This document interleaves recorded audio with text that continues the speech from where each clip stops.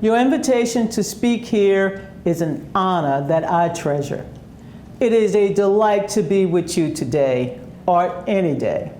Today I join you in solidarity, and this the 40th anniversary of the founding of the National Council of Resistance of Iran. Let's give a solid round of applause for 40 years of survival, of thriving, and for the leadership of President-elect Mrs. Miriam Rajavi. You know this gathering is more than a band of brothers or a stronghold of sisters. It is a fellowship of family, of a people who believe in human rights and freedom for all. I am here not just in gratitude for sharing this occasion. I am here in humility. The humility that comes from observing your remarkable courage and leadership.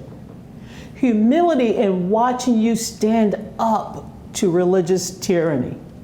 Humility for your firm resoluteness in seeking a secular state.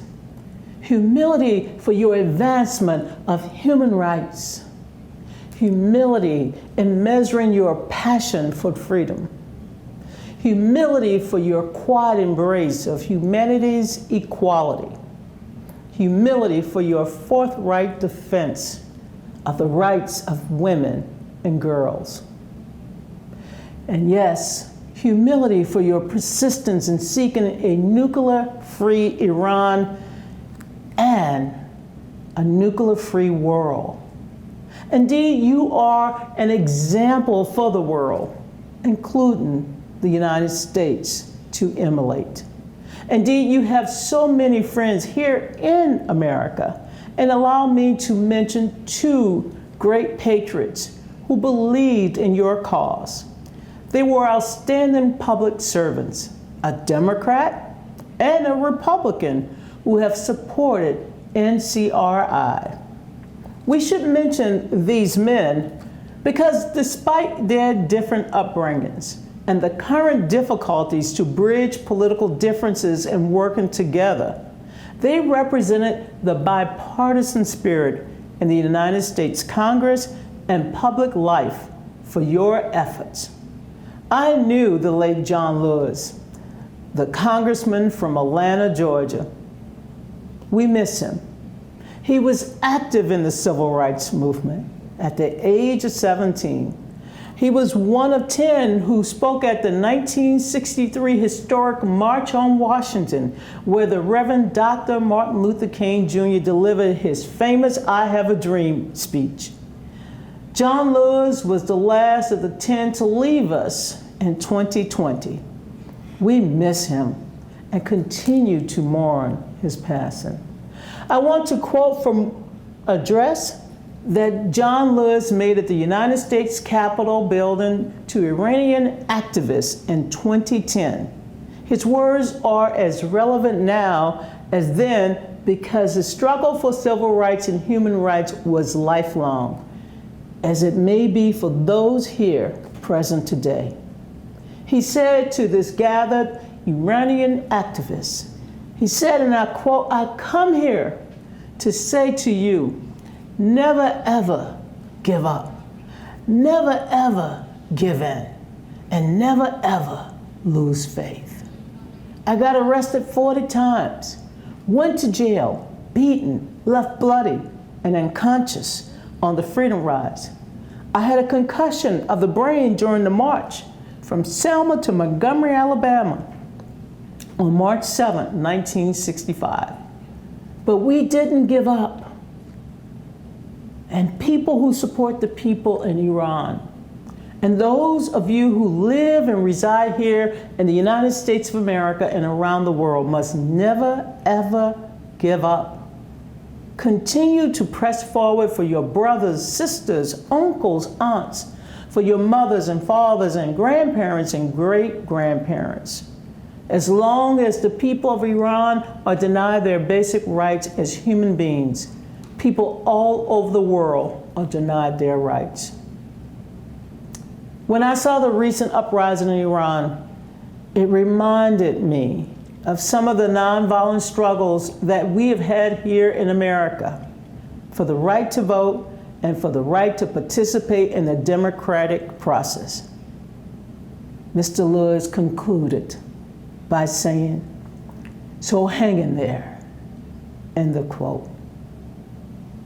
Let me also share the sentiments of the late Senator John McCain of Arizona, the 2008 Republican presidential nominee and chairman of the Senate Armed Services Committee. President-elect Rajavi, I know you knew John McCain personally too. You had a meeting with him in Albania in 2017. Both of you caught some flack for it too. John McCain undertook that arduous trip in mid-April of 2017. He underwent brain surgery in early July, a mere 2 months later. Senator McCain addressed the NCRI who were meeting in Albania. He said, in part, I quote, "You have stood up and fought and sacrificed for your freedom, for the right to live free, for the right to determine your own future, for the rights that are God-given. I thank you for being an example," John McCain said, "an example to the whole world that those people who are willing to fight and sacrifice for freedom will achieve it. And you are an example to everyone in the world that is struggling for freedom," end of quote.